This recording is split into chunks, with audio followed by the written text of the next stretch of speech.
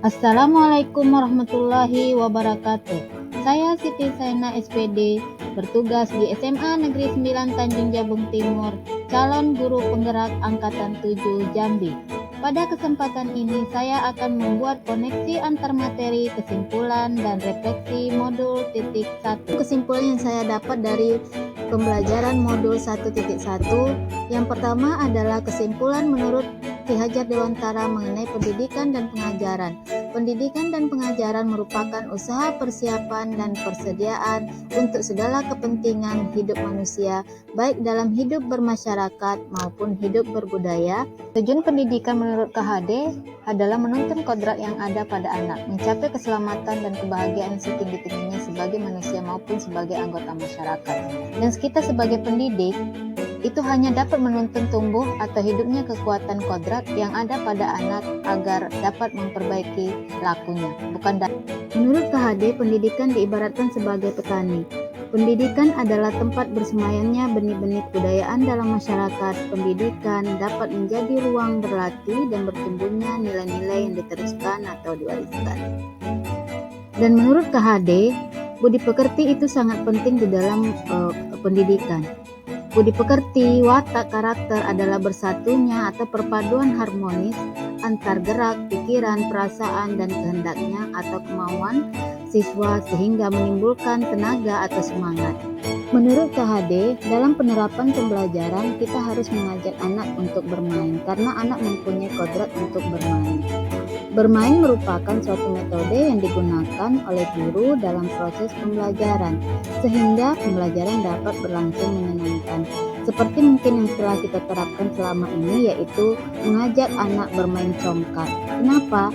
Karena bermain congkak itu bisa merubah pikiran anak, perasaan, emosi, dan kemauan atau kehendak anak.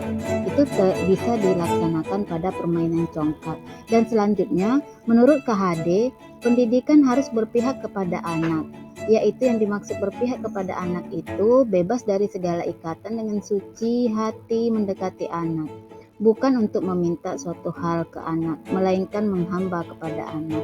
Maksudnya menghamba kepada anak yaitu guru hanya dituntut untuk menuntun anak ke arah yang lebih baik dan menjadi budi pekerti yang baik.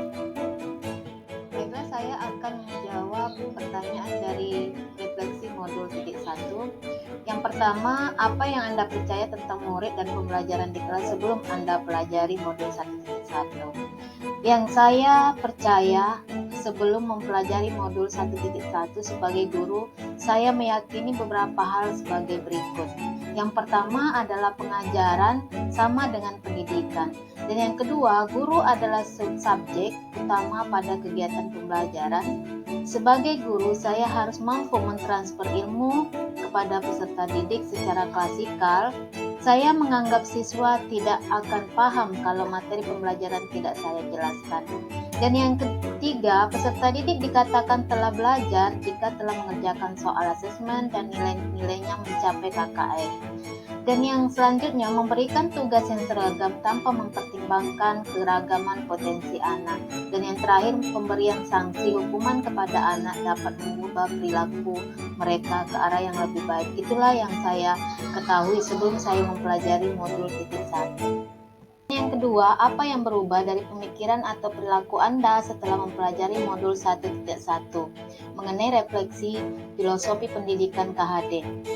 Banyak hal yang saya pelajari tentang konsep pendidikan KHD melalui modul 1.1, yaitu refleksi filosofi pendidikan nasional KHD. Konsep-konsep pendidikan KHD memberikan pengaruh yang cukup signifikan terhadap pemikiran saya tentang pendidikan. Yang awalnya saya mengetahui bahwa pengajaran itu sama dengan pendidikan, tapi setelah saya mempelajari modul 1.1 ternyata berbeda, yaitu pengajaran ternyata tidak sama dengan pendidikan. Yang mana pengajaran itu merupakan salah satu bagian dari pendidikan, sedangkan pendidikan diartikan menuntun kodrat pada anak. Yang ketiga, apa yang dapat segera Anda terapkan lebih baik agar kelas Anda mencerminkan pemikiran KHD? Yang pertama, saya harus mengubah mindset saya yang tadinya berpikir bahwa anak itu adalah selembar kertas kosong yang tidak atau belum tahu apa-apa. Saya harus meyakinkan diri saya bahwa setiap anak lahir sudah lengkap dengan potensinya masing-masing. Dan yang kedua, saya mencoba menciptakan suasana kelas yang menyenangkan. Hal ini sejalan dengan kodrat anak masing-masing. Dalam hal ini, saya menerapkan pemanfaatan alat-alat pembelajaran yang menarik yang ada di laboratorium. Karena saya adalah pembelajaran fisika, maka saya akan menggunakan alat-alat laboratorium di labor itu mengenai mata pelajaran fisika. Dan yang kedua, saya memanfaatkan alam sekitar. Dan yang ketiga, memanfaatkan iptek, yaitu yang saya terapkan di sini adalah memanfaatkan class point untuk pembelajaran. Dan yang ketiga, sebagai wujud dari tujuan pendidikan yang utama, yaitu lahirnya anak yang tidak hanya kompeten dari segi akademis tapi juga berbudi pekerti yang baik. Dan yang terakhir, saya berharap saya bisa memaknai semboyan Ki Hajar Dewantara, yaitu Ingarso Suntolodo. Dari atas saya bisa memberikan teladan bagi setiap anak didik saya.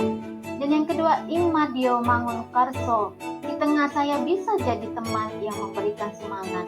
Serta Tut Uri Handayani. Dari belakang saya bisa memberikan dorongan moral serta semangat belajar.